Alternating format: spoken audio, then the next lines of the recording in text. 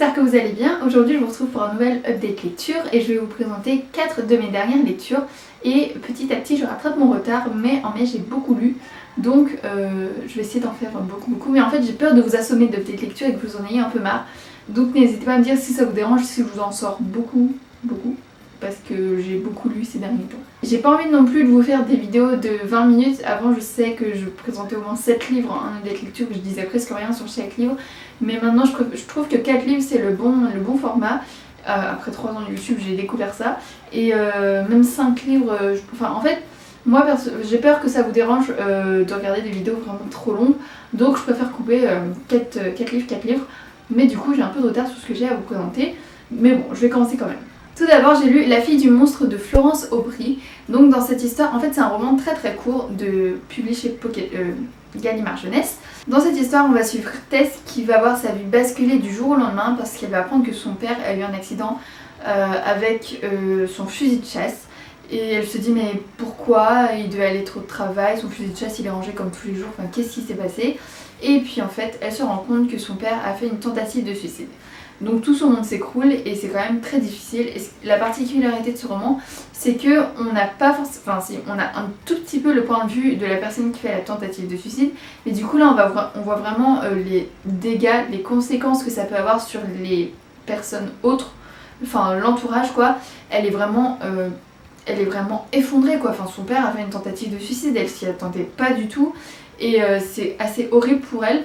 Bon, j'ai beaucoup aimé ma lecture, c'était court mais puissant et ouais ça montre vraiment à quel point tout le monde est entouré, enfin tout le monde est entouré oui bien sûr. Ce que j'ai vraiment trouvé bien dans ce roman c'est justement qu'on suit une autre personne que celle qui a tenté de se suicider. On suit vraiment une personne de son entourage qui va subir les conséquences et je trouve que c'est quelque chose dont on parle pas beaucoup dans la littérature, enfin on parle vraiment des conséquences pour la personne qui a fait la tentative de suicide mais pas pour son entourage. C'est vraiment extrêmement dur pour l'entourage. Enfin elle voit son monde s'écrouler quoi, son père qui se... Enfin elle s'y attendait pas du tout et du coup elle va devenir la fille du monstre vu que au collège, non au lycée, elle est au lycée c'est ça? Vu qu'au lycée tout le monde va être mis au courant et du coup elle va donc devenir la fille du monstre, la fille de la personne qui a tenté de se suicider, enfin c'est vraiment assez horrible.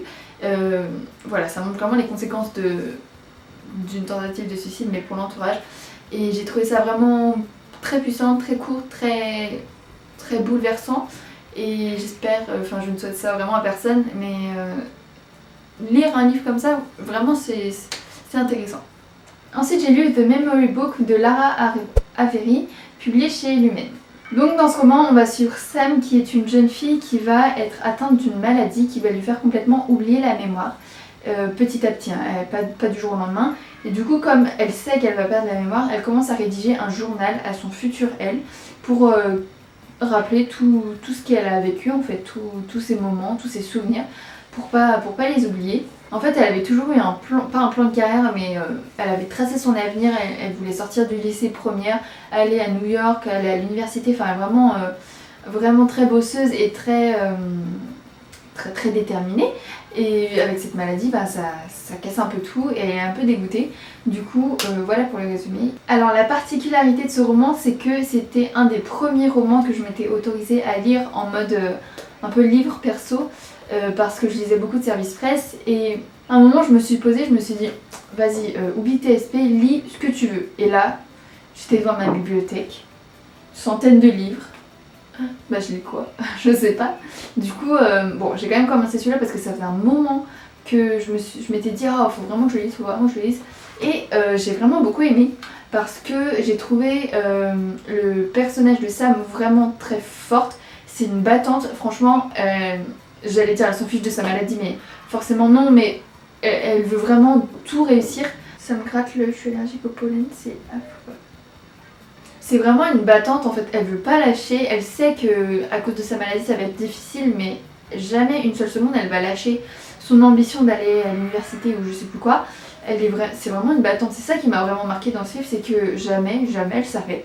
Ses objectifs sont toujours les mêmes, elle ne les baisse pas parce qu'elle a découvert cette maladie.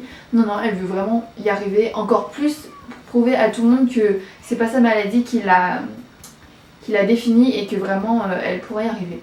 Évidemment, sa maladie l'affecte énormément, mais vraiment, elle va se battre pour ça.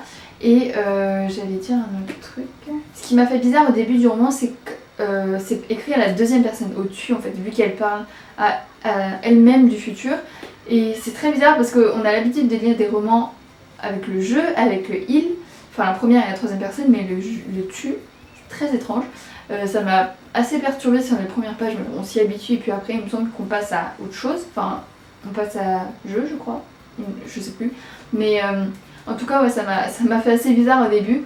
En tout cas j'ai vraiment beaucoup aimé cette lecture, très, très émouvante, très touchante et c'est le genre vraiment de livre young adulte que j'adore quoi. Vraiment, c'est vraiment ce genre de livre que j'adore. Vous savez, c'est le genre de livre que je sais que je vais adorer et que je sais que c'est dans mon genre de prédilection et que je ne peux pas louper et que je vais forcément aimer, donc voilà, c'est ça. Donc ensuite, j'ai lu Crossing the Line de Simone Elkeles, publié chez La Martinière Jeunesse. Donc dans ce roman, qui est une romance, on va suivre deux personnages en parallèle. Donc le premier, c'est Ryan S, qui a 18 ans et qui va quitter le Texas pour le Mexique et qui veut en fait consacrer sa vie à sa passion, la boxe. Et de l'autre côté, on a Dalila Sandoval qui est lycéenne, qui travaille sans relâche et se prépare à une brillante carrière de médecin. Et c'est la fille d'un des avocats les plus influents du Mexique. Donc forcément les deux vont se rencontrer et ça va créer quelque chose. Donc voilà, c'est une romance que j'ai beaucoup aimée et honnêtement si vous me demandiez une romance qui sort de l'ordinaire et qui est très particulière, je vous citerai Crossing the Line de Simone Elkeles parce que j'ai trouvé, bon oui c'est une romance, même pas j'allais dire cliché mais franchement c'était hyper original. Ça parle pas du lycée, je t'aime moi non plus, enfin, ça aborde des thèmes vraiment non, ou enfin très peu vus, enfin même moi j'en ai jamais vu des thèmes comme ça dans de la romance. On va faire face à des gangs mexicains, des gens qui vont se taper, etc. Enfin c'est vraiment, j'allais dire violent et assez noir, mais bon c'est de la romance quand même, donc le fond est assez sombre, la boxe, les combats de boxe, les gangs, les trafics, les machins, les trucs. Et j'ai trouvé ça hyper intéressant pour une histoire de romance. C'est un truc que j'avais jamais lu, enfin ça change vraiment quoi d'une vraie romance. Et j'ai vraiment adoré les deux personnages. C'est vrai que j'avais eu du mal à différencier deux personnages masculins au début. Mais c'est peut-être moi qui ai mal lu, j'en sais rien.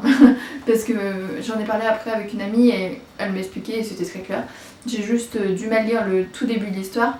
Mais voilà, j'ai vraiment beaucoup aimé cette histoire, je la trouvais hyper originale, hyper particulière. Je n'arrive pas à articuler. Donc voilà, si vraiment vous cherchez une romance originale, tournez-vous vers celle-là, elle est vraiment géniale. Changement de registre complet pour le dernier livre, j'ai lu Des fleurs pour Algernon de Daniel Keyes, publié chez Flammarion. Pour vous résumer le livre, pour ceux qui ne le connaissent pas, c'est un livre très ancien, il est sorti en 1980, je ne sais combien. On va suivre un homme en fait qui a clairement l'âge mental d'un enfant de 6 ans. Il n'a pas très... Enfin, j'ai peur d'employer les mauvais mots, mais il n'a pas évolué comme les autres adultes de leur âge en fait, de son âge.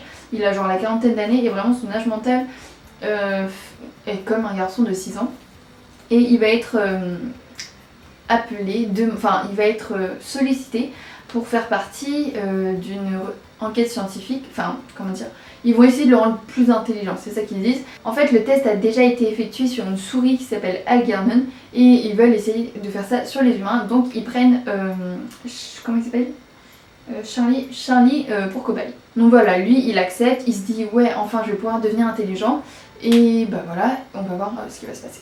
J'ai entendu tellement de bien sur ce roman, comme quoi il était incroyable, comme quoi il avait changé la vie de tout le monde. Et je vous cache pas que je suis un peu déçue en fait. En fait c'était une histoire ultra belle, vraiment très touchante. L'histoire de Algernon et aussi de Charlie. Mais c'est vraiment le fait que j'en attendais des tonnes et des tonnes que, je sais pas, ça m'a un peu refroidi. L'histoire aussi a pris un sens à laquelle je ne m'attendais pas. Je pensais que ça allait juste montrer comment il allait devenir intelligent et en fait pas trop. Enfin ça serait vous spoiler de vous dire plus, mais je pensais pas que... J'en dis pas plus, pour ceux qui l'ont lu, peut-être que vous comprendrez de quoi je parle. Aussi j'ai trouvé que, bon forcément c'est sorti il y a longtemps, c'est pas le style de livre que je lis d'habitude, donc j'ai eu du mal à rentrer dedans en fait. Rien que l'écriture, Je sais pas, j'ai l'impression que j'avais du mal à comprendre ce qui se racontait, j'avais du mal avec tous les personnages, l'histoire, machin. Soit j'ai mal lu, soit... Enfin, en fait je pense que j'étais pas assez concentrée devant ce livre, mais bon. En résumé, ce livre, franchement, il est très beau, même la fin est hyper émouvante, mais j'ai pas été plus touchée que ça, enfin si forcément, mais je sais pas comment dire en fait. C'est touchant, mais j'avais l'impression de vivre le truc un peu détaché du livre. En tout cas, je suis très contente d'avoir pu le découvrir parce que c'était un livre dont tout le monde me parlait. J'espère que vous aurez l'occasion de le découvrir un jour parce que franchement c'est vraiment hyper touchant et lire un livre comme ça, franchement ça m'a changé de mes habitudes et c'était bien. Et j'espère que vous pourrez en faire de même. Et voilà, c'est tout pour cette vidéo, j'espère que ça vous aura plu. N'hésitez pas à me dire si vous avez lu un de ces livres, si vous tente.